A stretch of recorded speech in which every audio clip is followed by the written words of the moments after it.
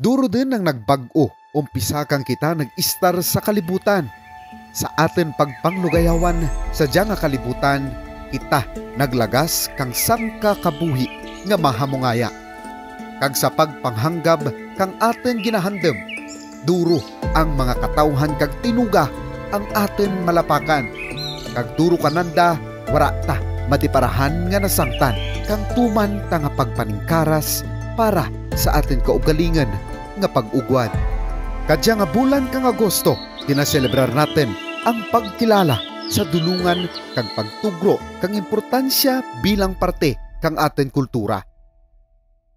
Gani sa pagpakig-angat natin sa banwa kang Sipaste kag sa Barangay Alegre bilang pagsunod sa andang pagsurundan antes magbisita sa mga dulungan. Wara pa kasirak ang adlaw kang kami ang naghalin sa Barangay Alegre ginapanta mga alas 4:40 sa kaagahan.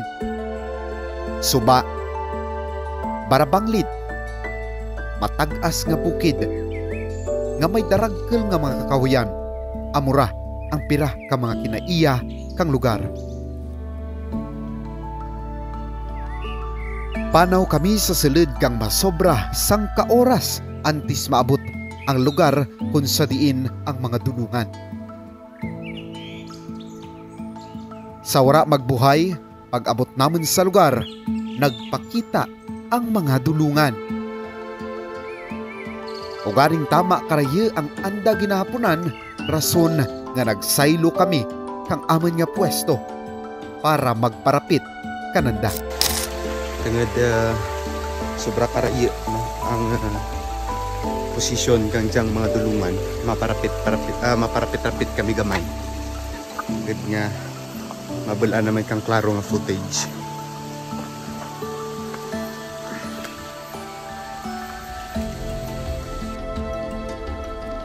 Sa balay nga dya, mas marapit ang mga dulungan. Sanda ka dya ang masami nga nagauli sa mga matag-as nga bukid kag sararan dyan kara ang sa banwa kang Sipaste.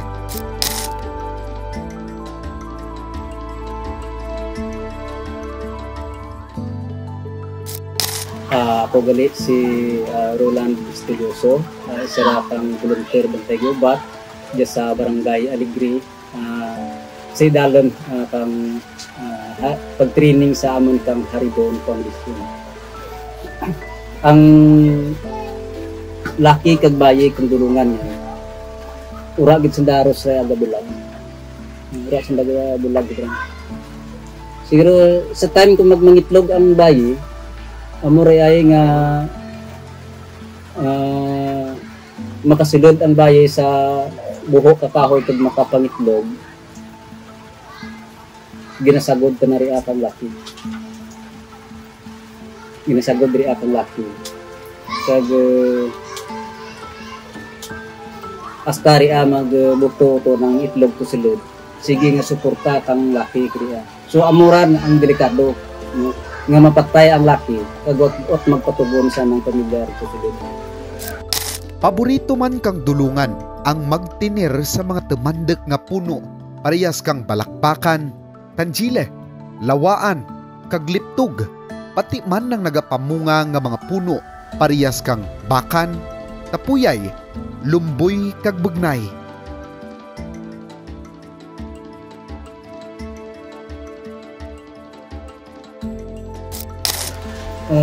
Ang misyon bilang Bantay Gubat sa Barangay Alegre agad para nga mapaduro ang diyang pispis nga dulungan kag maprotektahan ang aton habitat rigya sa sakop ng ikang banwa kang Sipaste. Ang istorya kang dulungan kung kaisa makumparar taman sa atin pagpangabuhi, nagairirimaw sa pagpanikaseg agad nga mabuhi ang atin pamilya nga may mahiyad nga buwas damlag. Kabay nga hindi lang sa bulan kang Agosto natin damdaman ang mga dulungan kundi paminsa rin taman nga parte rin sanda kang ating kabuhi kag kultura. Darurungan kita sa paghalong kang mga dulungan.